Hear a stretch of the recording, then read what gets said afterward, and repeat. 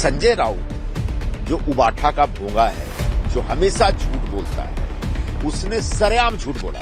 पूरे महाराष्ट्र में इस समय मराठी भाषिकों के मान सम्मान के लिए अगर कोई पूरी ताकत से लड़ रहा है और उभर करके आया है, वो है एकनाथ शिंदे। मैं संजय राउत से कहना चाहूंगा कि अगर सही मायने में मर्द की औलाद हो तो अपने झूठ के लिए माफी मांगो, नहीं वो कल अमित शाह जी से गुरु पूर्णिमा के दिन मिले थे, इसका सबूत पेश करो।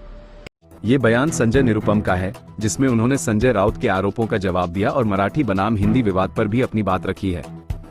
लेकिन इस मुद्दे पर एक तरफा बातें सामने आ रही हैं। जहां एक तरफ राउत का दावा है कि एकनाथ शिंदे ने गुरु पूर्णिमा पर अमित शाह से मुलाकात की, वहीं निरुपम इसे झूठा और प्रमाणहीन बता रहे हैं। असल समस्या यह है कि राजनीतिक विरोध अब भाषा की भावना से जोड़ा जा रहा है। कोई हिंदी बोल रहा है, कोई मराठी की बात कर रहा है, लेकिन हकीकत यह है कि दोनों भाषाएं भारत की आत्मा हैं।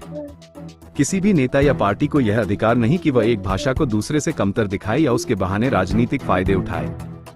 जब राउत एकनाथ शिंदे पर हमला करते हैं तो उसमें राजनीतिक रणनीति हो सकती है, लेकिन जब निरुपम जवाब देते हैं तो उसमें भी एक पक्ष है। सच्चाई ये है कि इस पूरे विवाद में न मराठी की बेइज्जती हो रही है और न हिंदी की जीत। ये केवल राजनीतिक लड़ाई है जिसे भाषाई रंग देकर जनता को भावनात्मक रूप से बांटने की कोशिश की जा रही है। इसलिए सवाल राउत से भी बनता है कि क्या उनके पास सबूत हैं? और सवाल निरुपम से भी बनता है कि क्या वह मराठी अस्मिता को सिर्फ एक नेता तक सीमित कर रहे हैं? भाषा की लड़ाई नहीं होनी चाहिए, बहस होनी चाहिए मुद्दों पर, काम पर और सच्चाई पर। कल शिवसेना के मुख्य नेता और महाराष्ट्र के उप मुख्यमंत्री कल दिल्ली गए थे, ये सबको पता है। क्यों गए थे मैं बताना चाहूंगा। सुप्रीम कोर्ट में जो केस चल रहा है उस संदर्भ में उनको सीनियर काउंसिल के साथ एक मीटिंग करनी थी, इसके लिए गए थे। और तभी उनको पता चला कि कल ही राजनाथ सिंह जी का जन्मदिन है, तो उनसे मिले। अब संजय राउत जो उबाठा का भोंगा है, जो हमेशा झूठ बोलता है, उसने सरेआम झूठ बोला। उसने अपने ट्वीट में कहा है कि अमित शाह जी से गुरु पूर्णिमा के मौके पर मिलने गए। संजय राउत सांसद हैं, उनको इतना नहीं पता था कि कल रांची में पूर्वी राज्यों के परिषद का सम्मेलन हो रहा था और वहां पर गृह मंत्री अमित शाह जी थे। तो बगैर किसी सिर पैर के, बगैर किसी तथ्य के, बगैर किसी सबूत के, जानबूझ के एकनाथ शिंदे जी के खिलाफ संजय राउत और पूरी उबाठा एक कैंपेन चलाती। मैं एक बात ही कहना चाहूंगा, ये सब कैंपेन क्यों चल रहा है? कैंपेन इसलिए चल रहा है क्योंकि पूरे महाराष्ट्र में इस समय मराठी भाषिकों के मान सम्मान के लिए अगर कोई पूरी ताकत से लड़ रहा है और उभर करके आया है, वो है एकनाथ शिंदे जी। एक नए ब्रांड करके मराठी लोगों के पालनहार के ब्रांड बनकर के उभरे हैं। तो ऐसे शिंदे जी के ब्रांड को डैमेज करने के लिए, शिंदे जी के इमेज को खराब करने के लिए संजय राउत रोज रोज झूठ बोलता है। मैं संजय राउत से कहना चाहूंगा कि अगर सही मायने में मर्द की औलाद हो तो अपने झूठ के लिए माफी मांगो, नहीं वो कल अमित शाह जी से गुरु पूर्णिमा के दिन मिले थे, इसका सबूत पेश करो।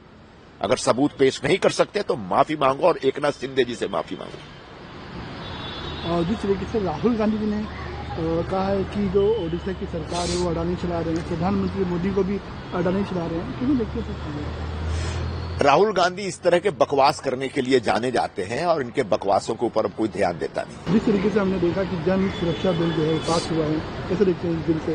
अर्बन जन सुरक्षा विधेयक पूरे महाराष्ट्र में एक शांतिप्रिय वातावरण हो और तथाकथित तौर पर नागरिकों के अधिकार के नाम पर या अपने वैचारिक आग्रहों को लेकर के जो लेफ्ट ओरिएंटेड, खासकर लेफ्ट ओरिएंटेड जो संगठन है, वो महाराष्ट्र में उत्पात न मचाए, अराजकता न पैदा करें, उसको नियंत्रित करने के लिए कानून बनाया गया। ऐसे बहुत सारे संगठन हैं जो सामने से लगता है कि ये मजदूर यूनियन है, किसान यूनियन है या गरीब लोगों की सेवा कर रहे हैं, लेकिन पता चलता है कि इनको फंडिंग कहीं और से आ रही है और ये जानबूझ के प्रदेश के माहौल को अशांत करने के लिए, प्रदेश के माहौल को खराब करने के लिए एक मुद्दे के ऊपर एक अभियान। अगर आपको हमारे चैनल की वीडियो पसंद आई हो तो उसे लाइक, शेयर और सब्सक्राइब करना न भूलें।